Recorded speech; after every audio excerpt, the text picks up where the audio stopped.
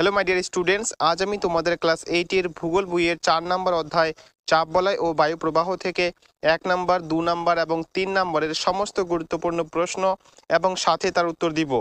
তাই তোমরা অবশ্যই প্রথম থেকে শেষ অবধি পুরো ভিডিওটি মনোযোগ সহকারে দেখবে এবং খাতা কলম বের করে প্রশ্ন উত্তরগুলি নোট করে নিবে। মাই ডিয়ার স্টুডেন্টস, আমি যে প্রশ্ন উত্তরগুলি তোমাদের দিব এগুলো যদি তোমরা খুব ভালো করে মুখস্থ করে রাখতে পারো তাহলে আমি তোমাদের গ্যারান্টি দিচ্ছি এই চ্যাপ্টার থেকে তোমাদের পরীক্ষায় যেখান থেকেই প্রশ্ন দিক না কেন খুব সহজেই তোমরা তার অ্যান্সার করতে পারবে। তাই তোমরা অবশ্যই প্রত্যেকটি প্রশ্নে খুব ভালো করে মুখস্থ করে রাখবে। ওকে, তাহলে চলো এবার আমরা আর বেশি দেরি না করে সরাসরি প্রশ্ন উত্তরগুলি দেখে নেই। তোমাদের প্রথম প্রশ্ন, বায়ুর চাপ কি? উত্তর, বায়ু পৃথিবীপৃষ্ঠে যে চাপ দেয় তাকেই বায়ুর চাপ বলে। 2 নাম্বার, বায়ুর চাপ বলয় কাকে বলে? উত্তর, পৃথিবী পৃষ্ঠের উপর নির্দিষ্ট দূরত্বে সমধর্মী বায়ুর স্তর অনুভূমিকভাবে প্রায় 1000 কিলোমিটার জুড়ে পুরো পৃথিবীকে কয়েকটি বলয়ের আকারে বেষ্টন করে আছে। একে বলে বায়ুর চাপ বলয়। 3 নম্বর প্রশ্ন, নিরক্ষীয় অঞ্চল কাকে বলে? উত্তর, নিরক্ষরেখার দুপাশে 0 ডিগ্রি থেকে 5 ডিগ্রি অক্ষরেখা পর্যন্ত বিস্তৃত অঞ্চল হল নিরক্ষীয় অঞ্চল। 4 নম্বর, নিরক্ষীয় শান্ত বলয় কাকে বলে? উত্তর, নিরক্ষীয় অঞ্চল বরাবর উষ্ণ ও হালকা বায়ু সোজা উপরের দিকে উঠে যাওয়ায় এখানে বায়ুর ঊর্ধ্বমুখী স্রোত লক্ষ্য করা যায়। ভূপৃষ্ঠের সমান্তরালে কোনো বায়ু প্রবাহিত হয় না, ফলে এখানে বায়ুর কোনো চলাচল বোঝা যায় না, শান্ত ভাব বিরাজ করে, তাই এই অঞ্চলের নাম নিরক্ষীয় শান্ত বলয়। 5 নম্বর প্রশ্ন, ডোলড্রামস কাকে বলে? উত্তর, প্রাচীনকালে নিরক্ষীয় শান্ত বলয়ের উপর দিয়ে জাহাজ চালানোর সময় প্রায়ই জাহাজগুলো থেমে যেত, তাই নাবিকেরা এই অঞ্চলের নাম দেন ডোলড্রামস, যার অর্থ শান্তাবস্থা। এবার 6 নম্বর, কর্কটীয় মকরীয় অঞ্চল কাকে বলে? উত্তর, উত্তর ও দক্ষিণ গোলার্ধে 25 ডিগ্রি থেকে 35 ডিগ্রি অক্ষরেখার মধ্যবর্তী অঞ্চল যথাক্রমে কর্কটীয় ও মকরীয় অঞ্চল নামে পরিচিত। 7 নম্বর, কর্কটীয় মকরীয় অঞ্চলে কোন ধরনের বায়ুর চাপ বলয় অবস্থান করে? উত্তর, উচ্চ চাপ বলয়। এবার 8 নাম্বার, অশ্ব অক্ষাংশ কাকে বলে? দেখো, এই প্রশ্নটি কিন্তু তোমাদের একটি খুবই গুরুত্বপূর্ণ প্রশ্ন, অবশ্যই তোমরা ভালো করে মুখস্থ করে নিবে। উত্তরটি দেখে নাও। 16 শতকে কর্কটীয় মকরীয় শান্ত বলয় দিয়ে পালতোলা জাহাজগুলো চলাচলের সময় গতিহীন হয়ে পড়ত, ফলে মধ্যপ্রাচ্য ও ইউরোপ থেকে আসা ঘোড়াভর্তি বাণিজ্যিক জাহাজগুলোর পশ্চিম ভারতীয় দ্বীপপুঞ্জ ও আমেরিকায় যেতে অনেক বেশি সময় লাগত। এই অবস্থায় জাহাজের ভার কমাতে এবং পানীয় জল ও খাবারের সংকট এড়াতে কিছু জীবন্ত ঘোড়াকে আটলান্টিক মহাসাগরে ফেলে দিতে হতো। এই কারণে এই দুই ক্রান্তীয় অঞ্চল অশ্ব অক্ষাংশ নামে পরিচিত। খুবই গুরুত্বপূর্ণ কিন্তু প্রশ্নটি, অবশ্যই ভালো করে নিও। এবার তোমরা 9 নম্বর প্রশ্নটি দেখে নাও। অশ্ব অক্ষাংশ বরাবর পালতোলা জাহাজগুলো গতিহীন হয়ে পড়তো কেন?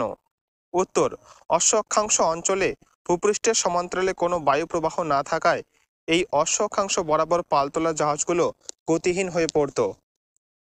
এবার 10 নাম্বার, দুই মেরুবৃত্ত প্রদেশে বায়ুর কী ধরনের চাপ সৃষ্টি হয়? উত্তর, নিম্নচাপ সৃষ্টি হয়। 11 নম্বর, পৃথিবীতে কটা বায়ুর চাপ বলয় আছে ও কি কি? উত্তর, পৃথিবীতে মোট 7টি বায়ুর চাপ বলয় আছে, যথা 1 সুমেরু চাপ বলয়, 2 সুমেরু বৃত্ত প্রদেশীয় চাপ বলয়, 3 কর্কটীয় চাপ বলয়, 4 নিরক্ষীয় চাপ বলয়, 5 মকরীয় চাপ বলয়, 6 কুমেরু বৃত্ত প্রদেশীয় চাপ বলয় এবং 7 কুমেরু চাপ বলয়। এবার তোমরা 12 নম্বর প্রশ্নটি দেখো। বায়ু প্রবাহ কাকে বলে? উত্তর, চাপের সমতা বজায় রাখার জন্য বায়ু সবসময় উচ্চচাপ অঞ্চল থেকে নিম্নচাপ অঞ্চলের দিকে প্রবাহিত হয়, একে বায়ু প্রবাহ বলে। তারপর 13 নম্বর, বায়ু প্রবাহের অন্যতম প্রধান কারণ কি? উত্তর, দুটো অঞ্চলের মধ্যে চাপের পার্থক্যই হলো বায়ু প্রবাহের অন্যতম প্রধান কারণ। 14 নম্বর, কোরিওলিস বল কাকে বলে? উত্তর, কোরিওলিস বল পৃথিবীর আবর্তন বা ঘূর্ণন গতির কারণে পৃথিবী পৃষ্ঠস্থ যে কোনো স্বচ্ছন্দ গতিশীল বস্তুর ওপর এক ধরনের বল কাজ করে, যা বস্তুগুলোর দিক বিক্ষেপ ঘটায়। এই বল হলো কোরিওলিস বল। এই প্রশ্নটিও তোমাদের 2 নম্বরের জন্য অত্যন্ত গুরুত্বপূর্ণ একটি প্রশ্ন, অবশ্যই ভালো করে নিও। তারপর 15 নম্বর, ফ্রেলের সূত্র কাকে বলে অথবা ফ্রেলের সূত্র কি?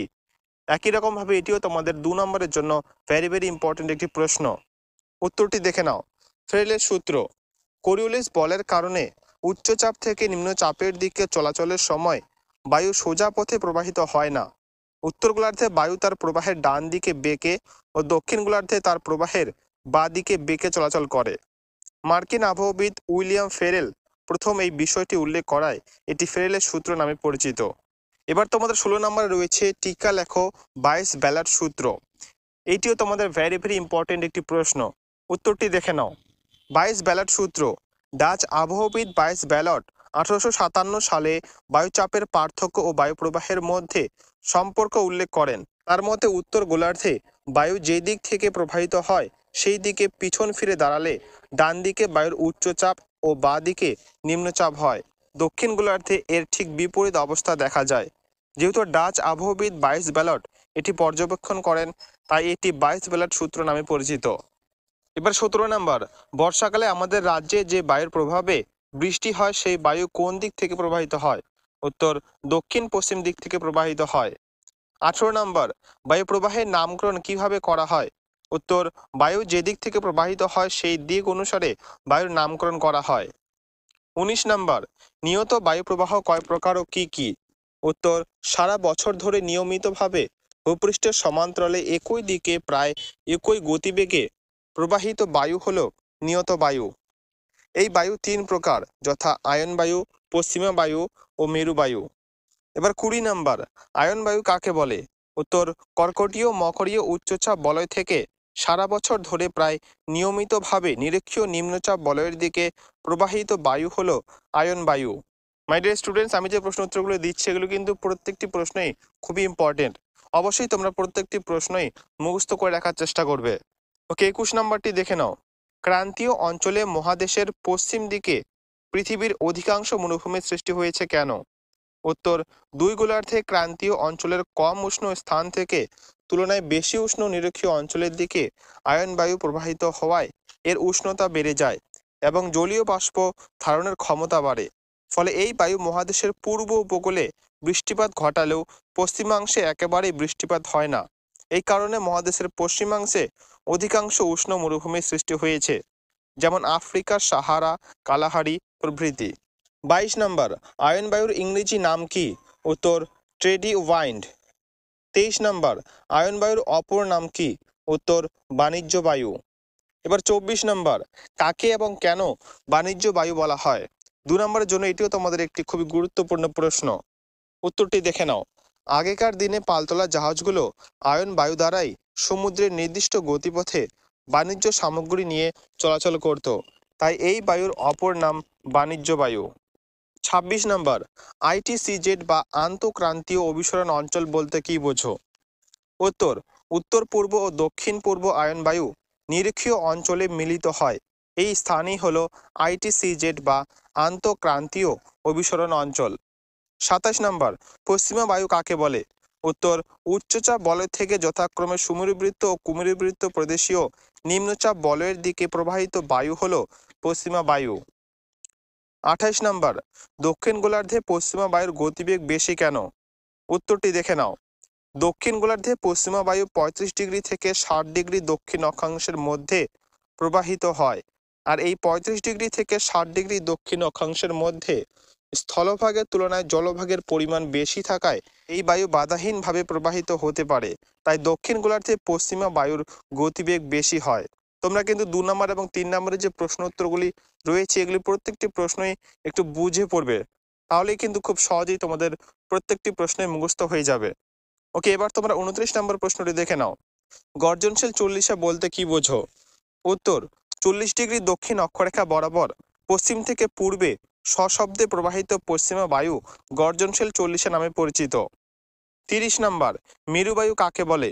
উত্তর দুই গোলার্ধে মেরু প্রদেশীয় উচ্চচাপ বলয় থেকে মেরুবৃত্ত প্রদেশীয় নিম্নচাপ বলয়ের দিকে যে শুষ্ক শীতল বায়ু প্রবাহিত হয় তাকে মেরুবায়ু বলে। 31 নম্বর, সাময়িক বায়ু বলতে কি বোঝো? উত্তর বছরের একটা নির্দিষ্ট ঋতুতে কিংবা দিন ও রাতের একটা নির্দিষ্ট সময়ে প্রবাহিত বায়ু হলো সাময়িক বায়ু। এখানে সাময়িক কথাটার মধ্যেই কিন্তু প্রশ্নটির উত্তরটি লুকিয়ে রয়েছে। সাময়িক বায়ু অর্থাৎ যে বায়ু কিছুক্ষণের জন্য স্থিত। 32 নম্বর, সমুদ্র বায়ু কাকে বলে? উত্তর বিকেল সন্ধ্যের দিকে সমুদ্র বা নদীর ধারের আবহাওয়া বেশ আরামদায়ক হয়। এই সময় সমুদ্র থেকে স্থলভাগের দিকে ঠান্ডা বাতাস বয়, এই বাতাসই হলো সমুদ্র বায়ু। 33 নম্বর, স্থলবায়ু কাকে বলে? উত্তর, সূর্যাস্তের পর থেকেই স্থলভাগের ওপরের বায়ু তাপ বিকিরণ করে রাতের দিকে বেশ শীতল হয়ে পড়ে, কিন্তু সমুদ্রের ওপরের বায়ু তখনও স্থলভাগের তুলনায় বেশি উষ্ণ থাকে।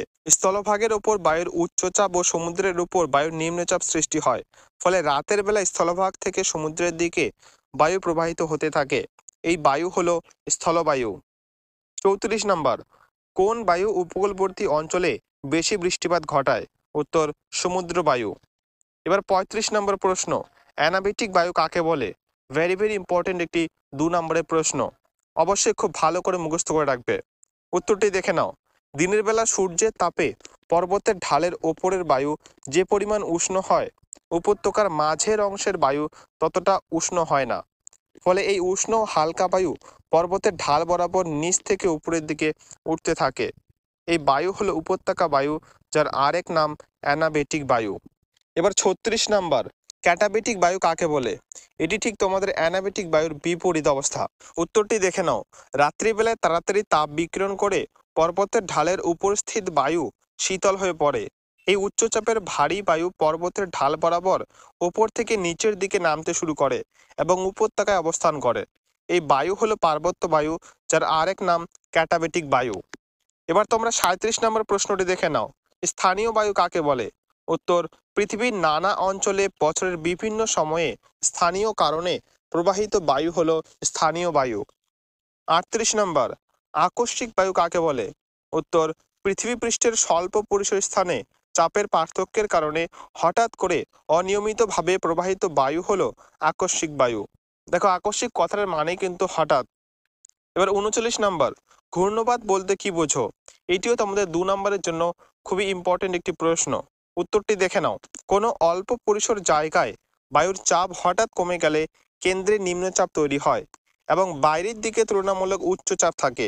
এই অবস্থায় উচ্চচাপ অঞ্চল থেকে বায়ু ওই নিম্নচাপ কেন্দ্রের দিকে প্রবল গতিতে কুণ্ডুলাকারে পা খেতে খেতে ছুটে আসে। একেই বলে ঘূর্ণবাত। 40 নাম্বার, প্রতীব্য ঘূর্ণবাত বলতে কি বোঝো? দেখো, এটি তোমাদের এই ঘূর্ণবাতের বিপরীত অবস্থা। উত্তরটি দেখে নাও। কোনো জায়গায় বায়ুর উষ্ণতা হঠাৎ করে কমে গেলে বায়ুর চাপ বেড়ে যায়। তখন কেন্দ্রে থাকে উচ্চচাপ আর বাইরের দিকে সৃষ্টি হয় নিম্নচাপ।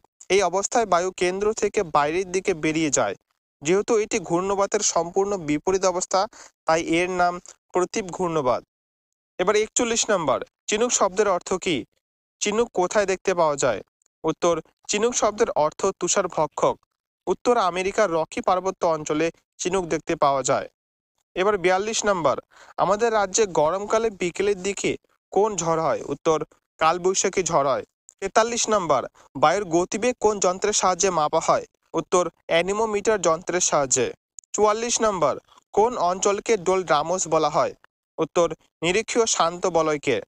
এবার তোমাদের লাস্ট এবং 45 নম্বর প্রশ্নটি হলো, কোরিওলিস বল কিভাবে কাজ করে? উত্তর, সমকোণে কাজ করে। ওকে মাই ডিয়ার স্টুডেন্টস, এই ছিল তোমাদের চাপ বলয় ও বায়ু প্রবাহ থেকে 1 নাম্বার, 2 নাম্বার এবং 3 নাম্বারের সমস্ত গুরুত্বপূর্ণ প্রশ্ন এবং সাথে তার উত্তর।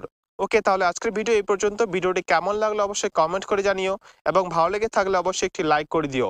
তো দেখা হচ্ছে নেক্সট এরকমই আর অন্য কোনো ভিডিওতে। ততক্ষণ সবাই ভালো থেকো এবং ভালো করে পড়াশোনা করো। আর হ্যাঁ, এরকমই আরও ভিডিও পেতে চ্যানেলটি কিন্তু অবশ্যই সাবস্ক্রাইব করে নিও।